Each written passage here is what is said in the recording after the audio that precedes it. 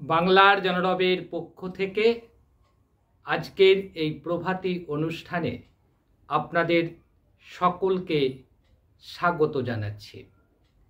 আমরা একটা সিদ্ধান্ত নিয়েছি যে যেহেতু খবরের খুব ঘনঘটা, তাই আমরা সকাল এবং বিকেল মিলিয়ে রাজ্য সরকারের অর্থাৎ আমাদের রাজ্যের একটি বিশেষ খবরের উপরে প্রতিবেদন পেশ করব, আর জাতীয় স্তরের একটি বিশেষ প্রতিবেদনের উপরে পেশ করব।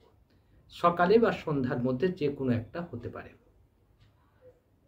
যেহেতু আমাদের এই সময়কালটা নির্দিষ্ট করা যাবে না, এই কারণেই যে প্রতিনিয়তই খবরের পরিধি চেঞ্জ হচ্ছে, খবরের কি বলবো, মানে খবরটা সময়ের উপর ভিত্তি করে তৈরি হয়, তো সেই সময় ভিত্তিককে ধরে আমরা কাজটা করব।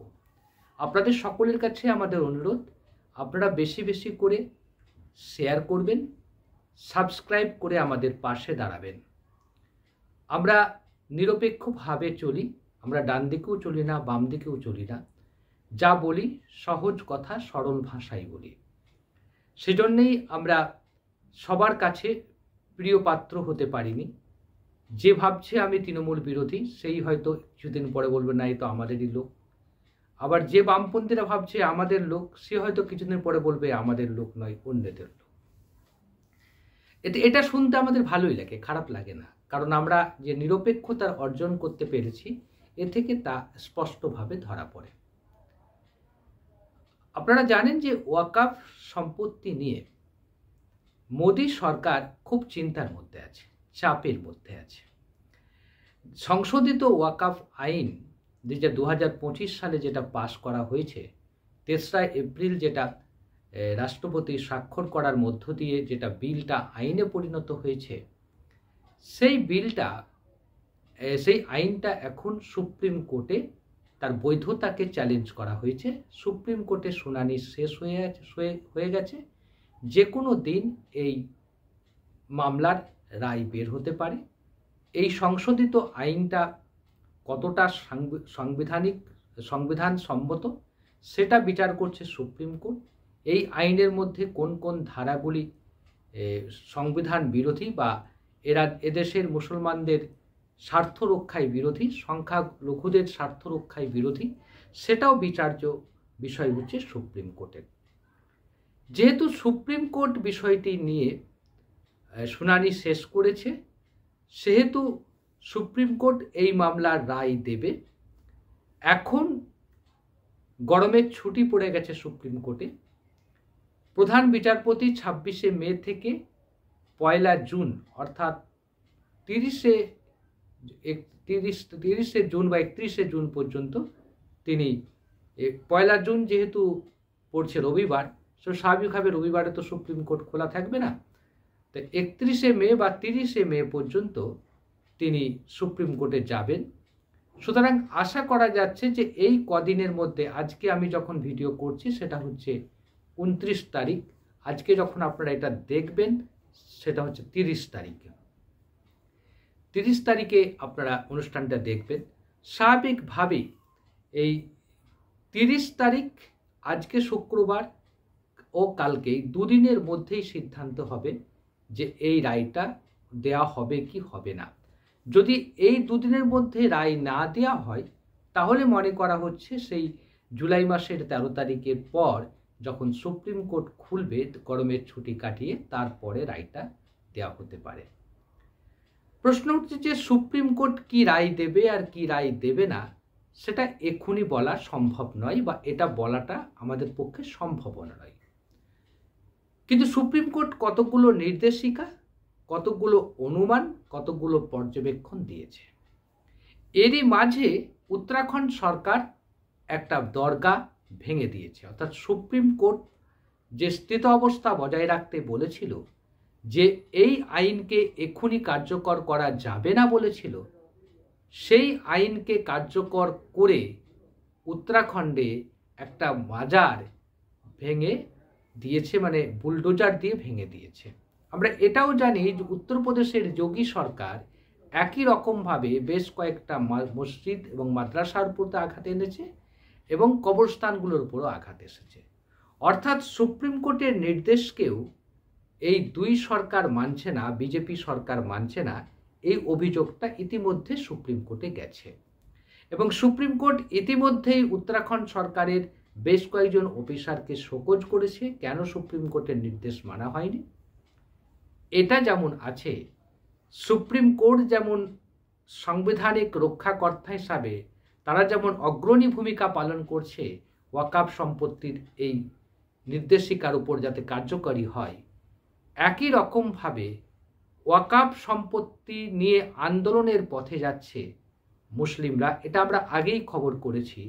এখন যে খবরটা আপনাদের সামনে তুলে ধরছি সেটা মারাত্মক খবর, সেটা মারাত্মক খবর এবং সেটা অতি মারাত্মক খবর হতে চলেছে। কারণ মুসলিম সমাজ এবার দাবি করতে চলেছে যে মোদী সরকারের পতন, এনডিএ সরকারে, দিল্লিতে এনডিএ সরকারের পতন চাইছে। একই সঙ্গে শুধু দিল্লিতে নয়, যে সকল রাজ্যে রাজ্যে এনডিএ সরকার রয়েছে অর্থাৎ শরিক দলের উপর নির্ভর করে সরকার প্রতিষ্ঠিত হয়েছে, সেই সব রাজ্যে রাজ্যে ধর্মনিরপেক্ষ যে শক্তি বা রাজনৈতিক দলগুলি আছে তাদের কাছে মুসলমান সমাজ অর্থাৎ মুসলিম পার্সোনাল ল বোর্ডের পক্ষ থেকে আবেদন করা হচ্ছে যে আপনারা হয় এই সরকারের সঙ্গে থাকুন, আর না হলে ওয়াকাফ সংশোধনী বিলের বিরোধিতা করুন, আইনের বিরোধিতা করুন। অর্থাৎ ওয়াকাফ সংশোধনী আইনের যদি আপনারা বিরোধিতা না করেন তাহলে আপনাদের ধরে নেওয়া হবে আপনারা মুসলিম বিরোধী, আপনারা এদেশের বৃহত্তম সংখ্যালঘু গোষ্ঠীর আপনারা বিরোধী। সেই জন্য আপনাদেরকে আপনাদের আগামী বিধানসভা নির্বাচনে আপনাদেরকে বয়কট করা হবে, আপনাদেরকে ভোট দেওয়া হবে না। এই বার্তা নিয়ে সম্প্রতি আমরা দেখেছি মহারাষ্ট্রে বিশাল সমাবেশ করেছে, সম্প্রতি আমরা দেখেছি হায়দ্রাবাদে বড় সমাবেশ করেছে মুসলিম পার্সোনাল ল বোর্ডের পক্ষ থেকে, এবং সারা দেশ জুড়ে, জয়পুরে হয়েছে বিরাট সমাবেশ রাজস্থানের, এবং সারা দেশ জুড়ে এই পরম্পরা বজায় রেখেছে এই মুসলিম পার্সোনাল ল বোর্ড। মুসলিম পার্সোনাল ল বোর্ড মনে করছে যে বাবরি মসজিদের সময়, বাবরি মসজিদের যা রায় হবে, সুপ্রিম কোর্ট যা রায় দেবে সে রায় তারা মেনে নেবে, এ কথাটা তারা প্রকাশ্যে বলেছিল বলেই শেষ পর্যন্ত। আর উল্টো দিকে হিন্দু সম্প্রদায়ের মানুষরা বলেছিল বাবরি মসজিদের যে রায় হবে, যদি রায় বিপক্ষে যায় তাহলে আমরা রাস্তায় নেমে আন্দোলন করব। সেক্ষেত্রে সুপ্রিম কোর্টের উপরে একটা চাপ তৈরি হয়েছিল। সাধারণ সংখ্যালঘু সমাজ এখন মনে করছে, বৃহত্তর সংখ্যালঘু সমাজ মনে করছে ওয়াকাফ সম্পত্তি রক্ষার স্বার্থে তাদেরকে চাপ সৃষ্টি করতে হবে এবং তাদেরকে রাস্তায় নেমে আন্দোলন করতে হবে, আন্দোলনকে সংগঠিত করতে হবে। সেই জন্যই তারা আন্দোলন সংগঠিত করছে। ইতিমধ্যেই আপনাদের বলে নিই যে বিহারে বিধানসভা নির্বাচন অনুষ্ঠিত হতে চলেছে। এই বিহার নির্বাচনে যাতে নীতিশ কুমার, চিরাগ পাসওয়ান, জিতেন রাম মাঝি এবং এনডিএ জোটের যারা অন্যান্য ধর্মনিরপেক্ষ শরিক রয়েছে বিহারে, তারা যাতে একটিও মুসলিম ভোট না পায় সেজন্য জোর কদমে প্রচারে নেমেছে মুসলিম পার্সোনাল ল বোর্ড। এবং পার্সোনাল ল বোর্ডের বেশ কিছু কর্মকর্তা বিহারে এখন রয়েছেন এবং তারা ক্রমাগত মুসলমান সমাজের কাছে বার্তা দিচ্ছে যে কোনোভাবেই হোক নীতিশ কুমার এবং জিতেন রাম মাঝি এবং চিরাগ পাসওয়ানরা হচ্ছে এরা মুসলমানের বন্ধু নয়, এরা মুসলিমদের ভোট নিয়ে ক্ষমতায় যায়, মুসলিমদের দেখেনি। একই সঙ্গে সিদ্ধান্ত হয়েছে 2026-এর বিধানসভা যে নির্বাচন হচ্ছে পশ্চিমবঙ্গ, কেরল এবং তামিলনাড়ু, আসাম, এই সমস্ত স্তরে একই রকমভাবে প্রচার করা হবে। এবং আসামে এবার মুসলিম সমাজকে অনুরোধ করা হয়েছে তারা যেন সরাসরি কংগ্রেসকে সমর্থন দেয়, আগামী বিধানসভা নির্বাচনে কংগ্রেসের পক্ষে দাঁড়ায়। পশ্চিমবাংলার ক্ষেত্রে এখনো পর্যন্ত সেভাবে কোনো সমর্থনের ইশারা দেওয়া হয়নি মুসলমান সমাজের কাছে, কিন্তু একটা সংকেত দেওয়া হয়েছে মুসলিম সমাজের কাছে যে এই রাজ্যে যারা মুসলমানদের স্বার্থে যে দল, যে রাজনৈতিক দল কাজ করবে তাকে আপনারা সমর্থন করুন। স্বাভাবিকভাবেই ওয়াকাফ সংশোধনী আইন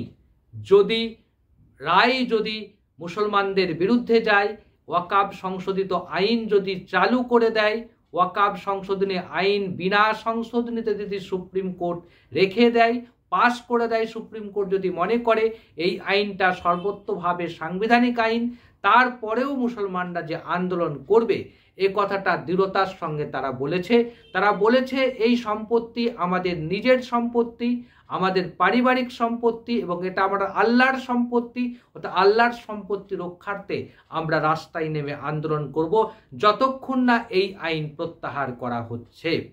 সুতরাং যদি সুপ্রিম কোর্ট এরকম রায় দেয় যে এই আইন অসাংবিধানিক, তাহলে হয়তো আন্দোলন থেমে যাবে, কিন্তু আন্দোলন চলতে থাকবে।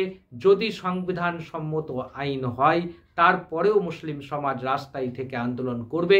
তো সুপ্রিম কোর্টের রায়ের উপরে নির্ভর করছে না, মুসলমানরা এখন সেই সিঁদুরে মেঘ দেখছে, যেহেতু তারা দেখেছে একটা সময় বাবরি মসজিদের কাণ্ড নিয়ে, বাবরি মসজিদের সব কাগজ সঠিক থাকা সত্ত্বেও সব ক্ষেত্রে বাবরি মসজিদের পক্ষে রায় দেওয়া পক্ষে থাকা সত্ত্বেও সুপ্রিম কোর্টের বিচারপতিরা শেষ পর্যন্ত দেশের ভাবাবেগ, মানুষের বিশ্বাসকে সম্বল করে সুপ্রিম কোর্ট রায় দিয়েছিল রাম মন্দিরের ফেভারে, রাম মন্দিরের পক্ষে। সেই জায়গায় দাঁড়িয়ে এবারে এরা মুসলমান সমাজ বলতে শুরু করেছে যে না, ওয়াকাফ সম্পত্তি আমাদের নিজেদের সম্পত্তি, মুসলমানদের নিজেদের সম্পত্তি। এই সম্পত্তি কেড়ে নেওয়ার যে অপচেষ্টা মোদী সরকার করছে, সেই অপচেষ্টা যদি জারি রাখে মোদী সরকারের পতনের জন্যে তারা ঝাঁপিয়ে পড়বে এবং সব জায়গায় তার জন্য দরবার করবে এবং দরবার করা শুরু হয়েছে।